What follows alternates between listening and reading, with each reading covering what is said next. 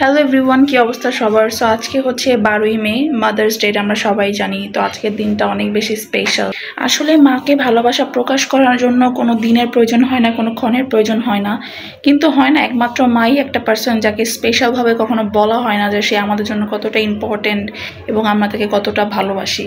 তো আজকে যেহেতু একটা দিন আমরা পাই, তো এটাকে আমি অলওয়েজ সেলিব্রেট করি, আমি আমার ফ্যামিলি। তো আজকেও সেটার বিপরীত কিছু হবে না। আমরা সবাই বাইরে যাচ্ছি, কারণ আম্মুকে একটা স্পেশাল ট্রিট দেওয়া হবে। অ্যান্ড এতটুকুই করা যায় আর কি, এর চেয়ে বেশি আর মানে মায়ের অবদান আমরা কিভাবে আর কি আমি জানি না সেটাকে কিভাবে পূরণ করা সম্ভব। আমরা মায়েদের জন্য অতটুকুই করতে পারি, তাকে একটু স্পেশাল ফিল করানো, স্পেশাল ট্রিট দেওয়া।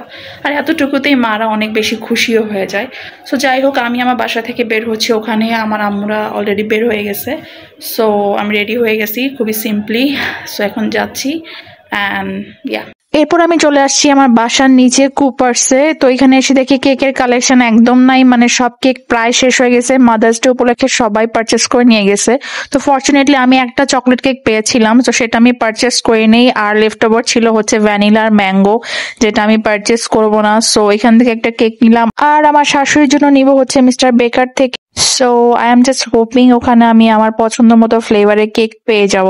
সো যাই হোক, এরপরে আমি আমাদের লালবাগ চাইনিজ রেস্টুরেন্টটাতে চলে আসছি। এটার আরেকটা নাম হচ্ছে সাইড নেম, ওটাকে বলে ভূতের আড্ডা। বাট এই নামটা কেন দিচ্ছে আমার তখনও জানা ছিল না।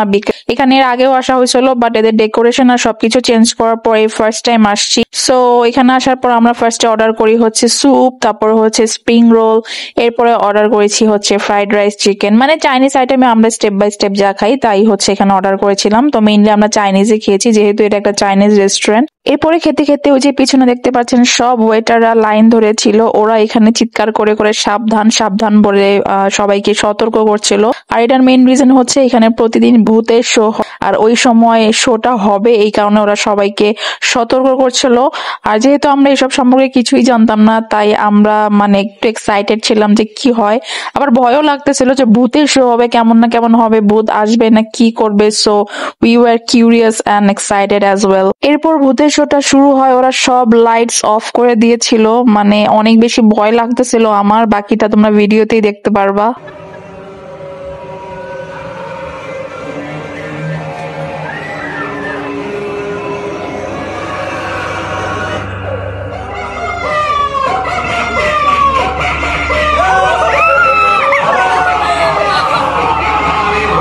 অনেক বেশি ভয় লাগতেছিল। এরপর যেটা হয় যে মিউজিক বাজানো হয় আর এই ভূতগুলা ডান্স করে, উইচ ওয়াজ ফানি। তখন ভয়টা কেটে যায়।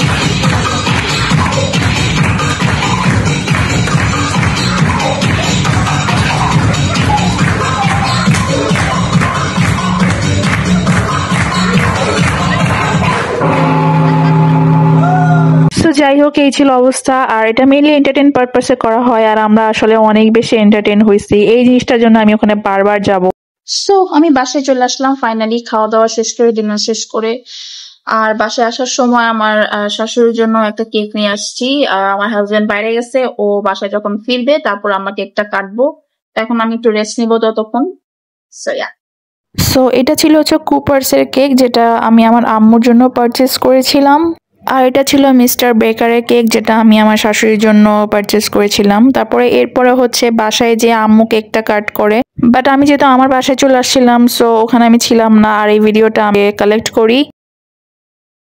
তো এখানে আমার বোন ওরা আম্মুরে কেক খাওয়াই দিতেছে। তারপর যখন আমার হাজবেন্ড বাসায় চলে আসে, তখন আমি আমার এই বাসায় কেকটাকে কাট করার জন্য দেই আমার শাশুড়ির কাছে। তারপর উনি এখানে একে একে সবাইকে কেক খাওয়াই দেয়। তো এই ছিল আমাদের এই ইয়ারের মাদার্স ডে সেলিব্রেশন। আমি দোয়া করি আমাদের সবার মায়েরা যেন অনেক বেশি ভালো থাকে এবং সুস্থ থাকে।